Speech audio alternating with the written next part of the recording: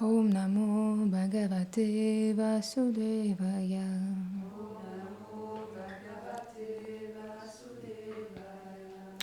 Chaturdasham Narasimham Bibrat Daitendram Urjitam Dadarakara Jairurav Erakam Kata Kridyatam. Traduction. Shri Nrsimhadeva fut la 14e émanation du Seigneur. Quand le grand démon Hiranyakashipu tyrannisait les demi-dieux et tourmentait son fils Prahlad Maharaj, Nrsimhadeva déchira sa poitrine avec ses ongles divines, en le plaçant sur ses genoux, tout comme un bûcheron fond des roseaux. Om Gyana Timirandasya Gyananjanam Shalakaya Chakshurun Militam Gyana Tasmai Shigurave Namaha Namo Vishnu Padaya Krishna Prishtaya Bhutale Shimate Bhaktivedanta Swamini Tinamini Namaste Saraswati Devi Gauravani Pracharini Nirvishesha Sunyavadi Pashyachare Shatarini. Aujourd'hui, on a la classe qui est 5 minutes. J'ai pensé, parce que je savais que ça va être versé pour Nrsimhadev, et je pense que Nrsimhadev, c'est le forme du Seigneur qui est proche à tout le monde, parce que tout le monde a histoire avec Nrsimhadev toujours, qui est protégé ou des choses comme ça, et on peut entendre toujours que on doit prier à Nrsimhadev, parce que ce monde, il est dangereux, pas juste extérieurement. Oui, on peut mourir à chaque instant, mais on a beaucoup d'obstacles dans notre vie spirituelle, et on doit aussi prier à Nrsimhadev pour ça, pour il peut enlever ces obstacles, parce que toute seule, c'est pas facile. J'ai parlé hier avec Salila et Arjuna, j'ai partagé et j'ai compris que cette monde, elle est juste, comment on dit ça, fou. Parce que notre mère, notre père, c'est pas notre mère et notre père. Nos amis, c'est pas nos amis. Même notre travail, qu'est-ce qu'on fait, c'est pas nous. Et même qu'est-ce qu'on pense que nous sommes, c'est pas nous quand même. Parce que c'est juste extérieurement quelque chose, mais c'est pas notre vérité. On ne sait pas qui est nous et qu'est-ce qu'on fait, c'est juste n'importe quoi. En fait, Prahlad Maharaj, il est enseigné les enfants de démons, les enfants de démons.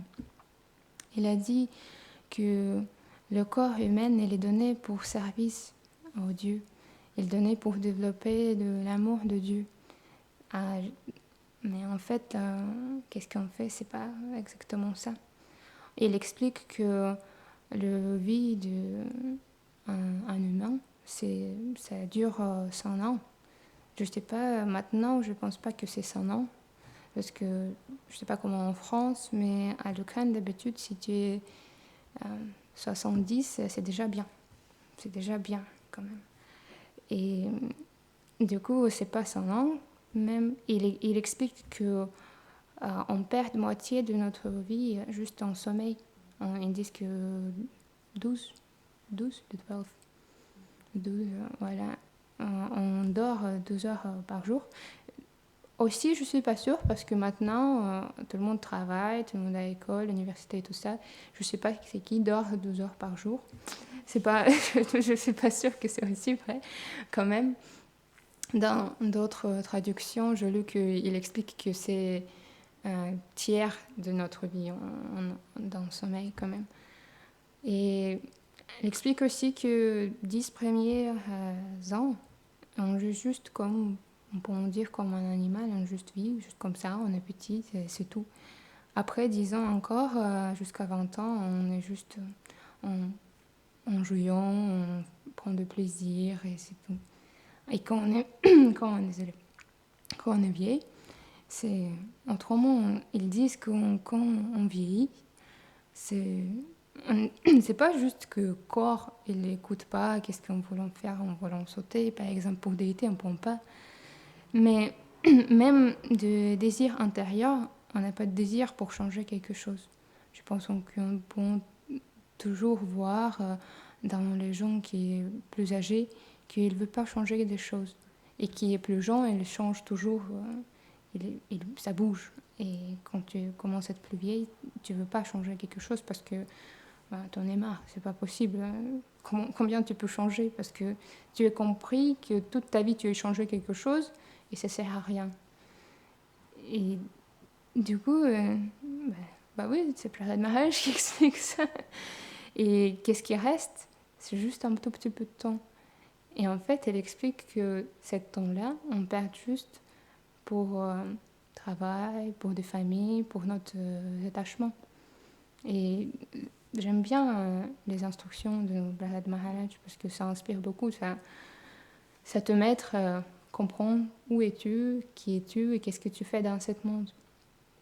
Et le point, qu'est-ce que je voulais dire aujourd'hui, qu'on ne doit pas perdre de temps parce qu'en fait, on n'a pas ce temps-là.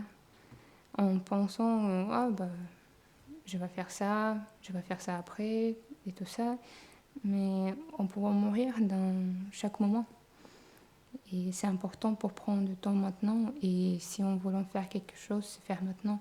Par exemple, on a entendu que avant de mourir, comment il s'appelle, Ravana, c'est qui a demandé à Ravana avant de mourir, Lakshman, de demander à Ravana avant de mourir, comment la question, je sais pas en français. Ah oui, elle a demandé quelque chose, qu'est-ce qu'il a appris dans cette vie. Il a dit que... Comment ça veut dire ça? Désolée. Il a dit que, en fait, si tu veux faire quelque chose, faire maintenant. Parce qu'il voulait faire beaucoup de choses, je ne me souviens plus. Qu'est-ce qu'il voulait construire quelque chose, je ne me souviens plus. Et en fait, il n'est pas fait. Et à cause de ça, toute sa vie, il a fait n'importe quoi. Du coup, si on voulait faire quelque chose, besoin pas mettre pour après, besoin faire ça maintenant. En plus, on est vivant en temple, et même si on ne vivant pas au temple, quand même, on est dans le service de dévotion. On essaye de développer notre nature éternelle. Et c'est très important pour faire maintenant et comprendre la valeur du temps aussi. Voilà,